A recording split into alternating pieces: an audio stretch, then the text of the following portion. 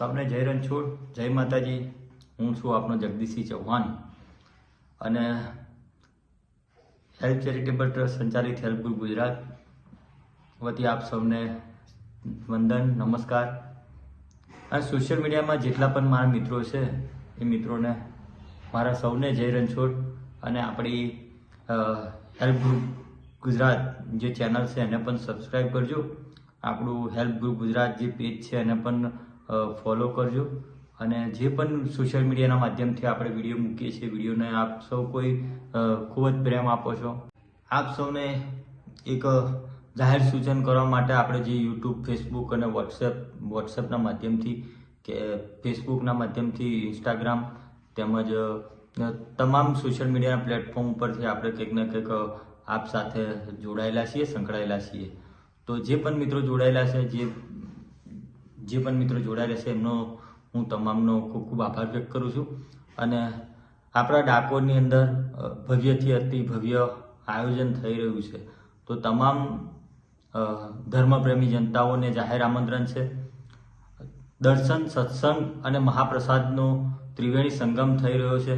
અને શ્રીમદ ભાગવત સપ્તાહનું વચનામૃત કથા પ્રારંભ થઈ રહી છે।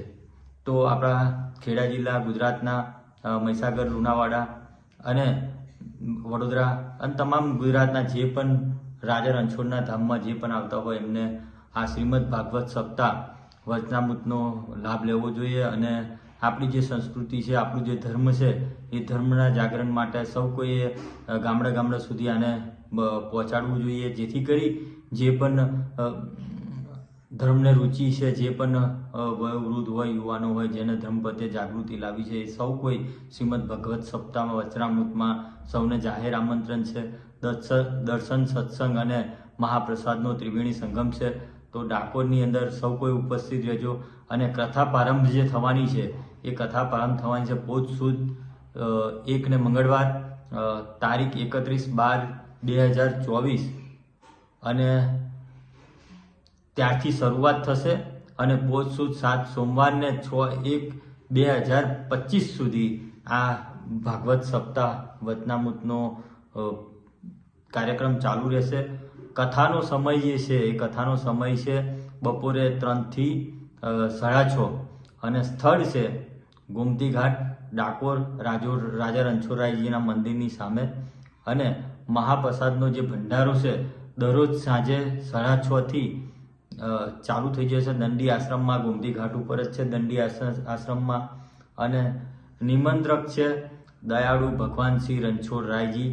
અને આ જે શ્રીમદ ભાગવત સપ્તાહનું વચનામૃતનું જે આયોજન કરેલ છે, જે નિમિત્ત માત્ર એવા પરમ પૂજ્ય સંત શ્રી વિજયદાસજી બાપુ કે જે દંડી આશ્રમના મહંત છે અને તેઓ અવારનવાર આપણા ધર્મને જાગૃતિ માટે હિન્દુઓ માટે કંઈક ને કંઈક કાર્યક્રમો અને વૃદ્ધાશ્રમ છે, ગૌશાળાઓ છે, એમ્બ્યુલન્સ સેવા છે તેમજ વિવિધ સેવાઓ તેઓ આપી રહ્યા છે। દર પૂનમ અને મહાપ્રસાદનું આયોજન હોય છે અને કાયમ 24 કલાક બે સમયે મહાપ્રસાદનું એમના ત્યાં તેઓ આયોજન હોય જ છે। તો આ લાભ લેવા ચોક્કસ આપજો। અને આપણા ધર્મ માટે, આપણી સંસ્કૃતિ માટે અને આવી કથાઓની અંદર આપ સૌ પધારી અને સેવાનો એક મોકો આપશો તો સૌ કોઈ મિત્રોને જય રણછોડરાય।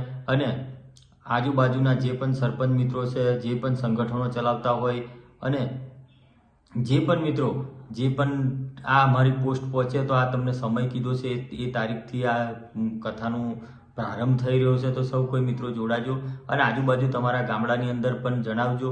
અને કદાચ એમને વ્યવસ્થા ના હોય કોઈ સાધનની તો અમને પણ માહિતી આપજો, તો અમે વ્યવસ્થા પણ કરશું। અને આ ધર્મની જાગૃતિ માટે, આ કથા માટે સૌ કોઈ જોડાઈ અને ઉપસ્થિત રહેશો એવી સૌને આશા રાખું છું।